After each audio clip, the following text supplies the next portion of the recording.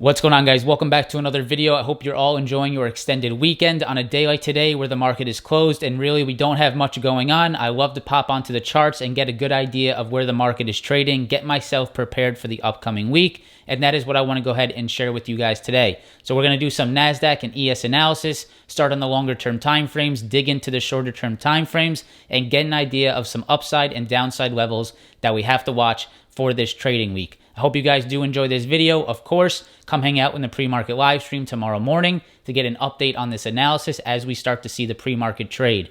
Press the like button, subscribe to the channel. Let's go ahead and jump into the analysis.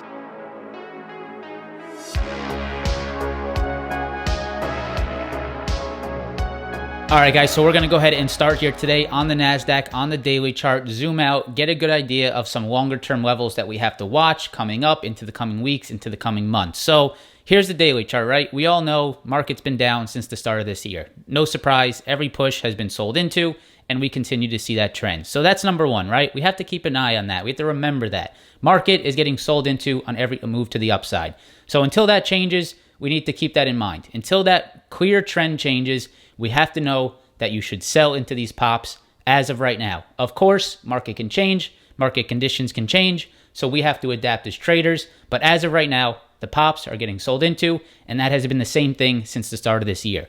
So with that said, let's go ahead and first start and look at some downside levels. Of course, the market can continue to move lower. We can't say that it's going to stop moving lower. Let's make sure we know some downside levels. So on the daily chart, the first and major level that I'm watching, which I have been watching for the last few weeks, has been 11,000. 11,000 flat, psychological level, and we almost came back down to it last week. So why am I watching this 11,000 level? Well, first of all, psychological level, we all know that. But most importantly, you guys can see that we have tested this level in the past. This is back in September, August, July of 2020. So we're sitting near these 2020 levels where we did bounce off of back in July and August and September. You guys can see that we've tested this multiple times, 1 here, 2 here, and 3 here.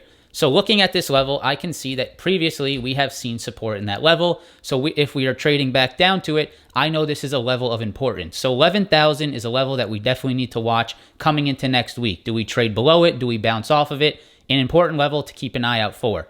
If we lose that level, the next level that I'll be watching, if I go ahead and zoom into the left side of this chart here, if we lose that 11,000 level, you guys can see that we don't really have much until this structure here around 10.5. So 10.5 and 11,000, that 500-point range, is a little bit of a question mark. We don't know exactly what will happen within that range, but I can tell you that 11,000, if we lose that, we will likely try to trade down to this 10.5, whereas where we found that double bottom support back in July and into early August of 2020. After losing 10.5, if we do, we really don't have anything between 10.5 and 97.50. You guys can see right between June and July, we basically had a straight up push in 2020. And so under 10.5, I really don't see much structure until that high before the virus at 97.50. Now, this is a very big level, right? Because this is where the market was trading before the virus came out and before it hit the world. We can see 97.50 was the high before that big move down to the downside in March of 2020. So, does the market want to reset to those levels? That's something that we can't really guess. It's something that we can think about and we can sort of consider, but nothing that we can try to guess with 100% certainty. So 97.50 is the March highs before the virus was announced, before everything went crazy, and that was the level we were trading at. You can see that we bounced off of it and we moved to the upside back in June and into July of 2020. So that 97.50 is an interesting level. I'm definitely watching that level. We have 10.5 and 11,000. We really are not that far from that virus high. You can see right now, as we're trading right now, we are about 13-14% from that level. If the market does another one of these lower highs and lower lows, that's 14%. All you need to see is one more of these lower highs and lower lows, and you are right back at that 97.50 level. So something we have to consider, something that I'm just sharing with you guys. I don't know if we're actually going to see it, but I'm just giving you guys a picture. One more of these lower highs and lower lows like we've seen over the last few weeks, and we are at 97.50, about another 14%. So 97.50, 10.5, and 11,000. Those are my 3 downside levels that I am watching here into the near future. With that said, now let's go ahead and look at some upside resistance levels that we have to look out for as well. So zooming into this daily chart, the first and most important level that I'm watching to the upside here, guys, is the previous low from May. And that is right here, guys, the 10.8 level, or I'm sorry, 11.8 level, which is right in this general area. It's more of a zone. As we know, this is a supply zone. It's right in that 11.8 area. Why is that level of importance to me? If you guys zoom in on this chart, on the daily chart, you can see that this was previous support that we have broken through and we have turned into resistance over the last 3 trading days. So to the upside, the most important level, I believe, coming into next week to the upside for potential resistance or potential breakthrough is 11.8. 11.8, previous support from May, turned into resistance 2 or 3 times this week. You guys can see rejected and moved back to the downside. That is the most important level in my opinion, and that is also the high of the post-FOMC move. This was a level that I was watching pre-FOMC. We got the FOMC news. We saw that push to the upside the day of into 11.8, and we rejected it. So moving forward into this week, 11.8 should be a major level on your charts to watch out for either a big rejection or a potential squeeze to the upside. So we need to watch out for that 11.8. This is very similar to the level that we saw here at around 13,000. I don't know if you guys remember, but back in February, we had 13,000 support. And before this lower low was made, where did we reject? We rejected right at that 13,000. This is a previous low turning into resistance. It looks very resemblant of this right here, right? So we have a previous low turning into resistance. This is a previous low turning into resistance. So as you can see, the market is still stair-stepping to the downside, turning support into resistance. It did it right here. This was previous support, 1 and 2, turned into resistance. Previous support, turning into resistance as of now. So to the upside, 11.8 is our major level into next week. And of course, we still have that 13,000 level above. I think that's a little bit far-fetched to think about next week.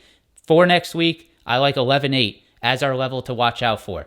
So that is the daily chart. Now let's go ahead and jump onto the hourly chart and give ourselves a little bit more of an in-depth look at some of these NASDAQ levels. All right, guys, so we are on the hourly chart and we are looking at what the NASDAQ has done over about the last 2 to 3 weeks. And we can see that back here, this was back in May, early to late May, we were finding that consolidation around that 11.8. That was the level we just previously talked about. We bounced off of it and we started to reject that 13,000.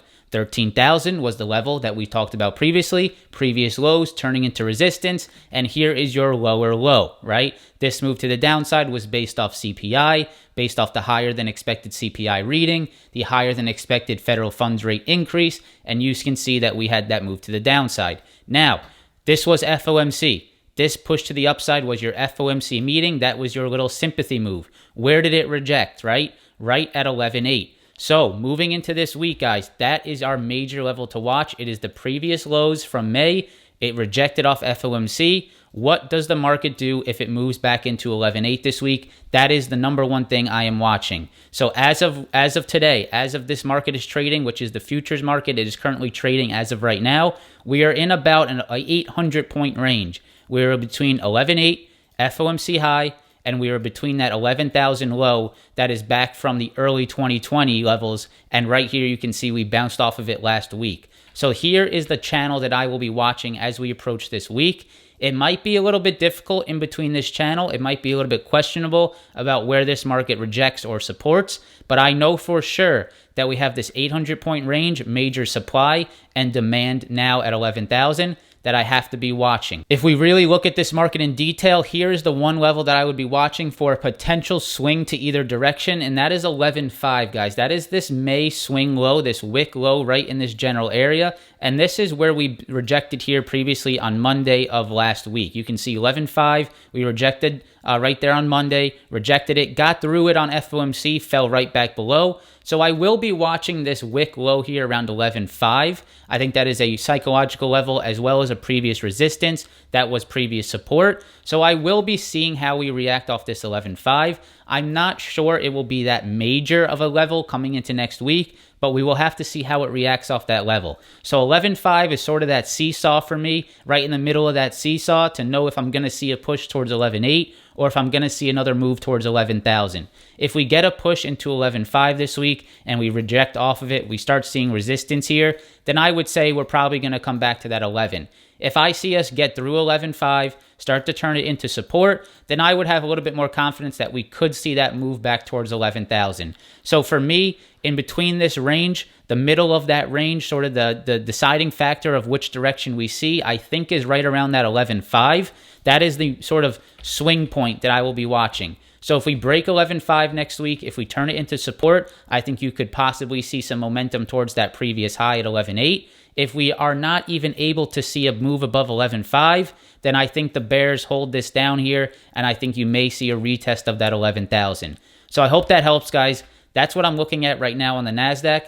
11.8, previous lows, major resistance from FOMC. This 11.5, sort of middle of the range, try to give me some type of idea of where the momentum is trading. And then 11,000 to the downside is my major level to watch. If that breaks, then we have to be looking for more downside. So that right now is what I'm watching on the NQ. Let's go ahead and flip over to the ES and get a picture of that as well. All right, guys, so let's do the same thing here on the ES. Let's get an idea of some downside levels back from 2020 to watch out for, and then look at some upside resistance levels to monitor as well. So number one level here that I'm watching, which I think the market needs to try and test, is 3,600.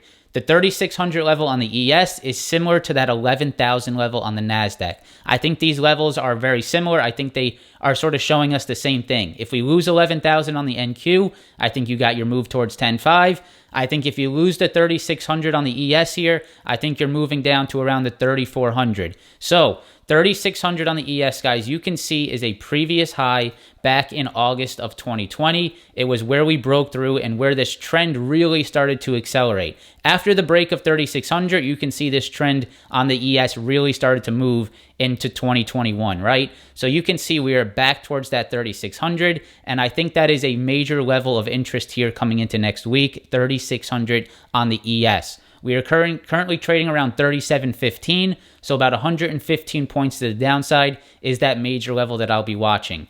If you lose 3,600, I really don't see much between 36 and 34 for this market to hold up, and coincidentally, 3,400 is the pre-virus highs. Right before March 2020, before the virus kicked in, we were at 3,400, and I really don't see much in between this 200-point range. If you guys look at the price action from back here, really not much to make me confident on a support hold. So I think if we lose that 36, I think it will cause more selling, and I think you could see that test of that 3,400. From here to 3,400, we are about another 9%. And you can see if we look at this previous little bounce, it was about 9%. And if you can see the downside from that bounce, it was about 13%. So if we get another little bounce to the upside, another bull trap move, another sort of bear market rally, then I definitely could see where we can push to the upside, reject off that level, move back to 3,400. It would be the same measured move as we saw previously. So you can see this was 9% to the upside and 13% to the downside. If we move 9% to the upside, we're back at these previous lows. If we reject off of it, 13%, you are right back towards your 3,400 level on the ES. I'm not saying for certain that that will occur, but that is definitely something that we need to watch out for.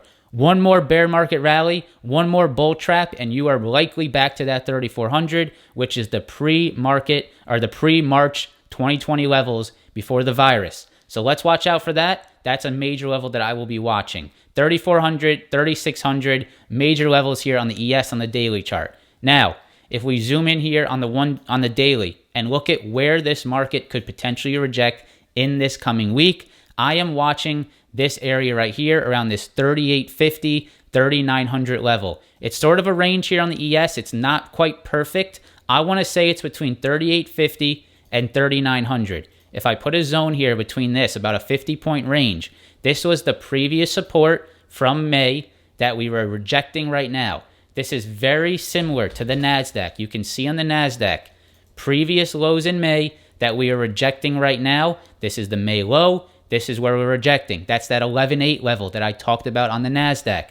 The same exact level, the same exact importance here comes into the ES around 3850 to 3900. Previous May lows that we rejected last week, that is the major area that I will be watching. That is the major supply zone that I will be watching here on the daily chart and on the smaller term time frames as well. So let's go ahead and jump into the hourly chart, get a better idea, a little more in-depth analysis here on the ES. All right, guys, so we're on the hourly chart now, and now you can really see the importance of that supply zone that I just drew on the daily. You can see this was the previous lows that we're trying to hold back in May. We bounced off of it. We moved up into that 4,200, rejected very harshly, and moved back and made new lows. This was your FOMC downside. This was the CPI reading, right? And then this was your FOMC move to the upside, that rejection point. Where did CPI reject? Right there near that 3850, which is the previous May lows, right? So we can clearly see the importance of this supply zone on the ES between 3850 and 3900. It's not quite perfect to an exact dollar amount. You can see it is more of a range here. So coming into next week, the 3850 level is going to be important in my opinion. That is a level that you will need to see break before you can even think about any upside, right? You have to see that 3850, 3900 supply zone break if you want to see any type of upside on this market. Now, I talked about that middle of the seesaw type of momentum level that I'm watching on the NQ, which is around 11.5. And for me on the ES, it is right around this 37.40. Right in this 37.30, 37.40 area is where we found support early last week and where we saw the downside move from Thursday into Friday. You guys can see here, if I zoom in, we had previous support build in the short term around this 37.30, 37.35, right between Monday and Wednesday of last week. We rejected it on Thursday, and we are now trading below it. So for me, I first need to see a break and hold above 37.35, 37.30, this general area, if I think we can get a move towards that 38.50 supply. Now, if we do not even see a move above this 37.30 area on the ES, then I think you can try to retest that 3600 area, right? So that is my middle sort of seesaw. I like to call it the middle of the seesaw there. Which way is the weight on? As of right now, you're right sort of at the middle of that level. On the NQ, it's that 11.5, right? So we have the upside supply, we have the middle of the road, sort of 11.5, and then we have our downside demand. Right for me, on the NASDAQ, it's 11.5. If we hold that, potentially 11.8. For the ES, it is 37.35, right in this general area where we previously held support. If I see a move above, then I could see us potentially try to get toward that high supply.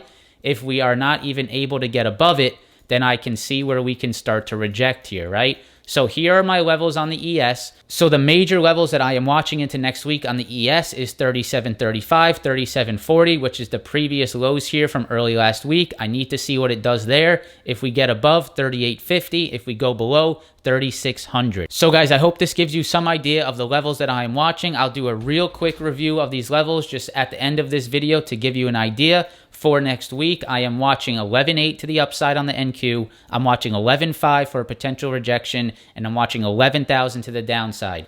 On the ES, it's very similar. I am watching 37.35 for that middle sort of rejection point. I'm watching the major supply at 38.50 and 3,900, and to the downside, I'm watching that 3,600.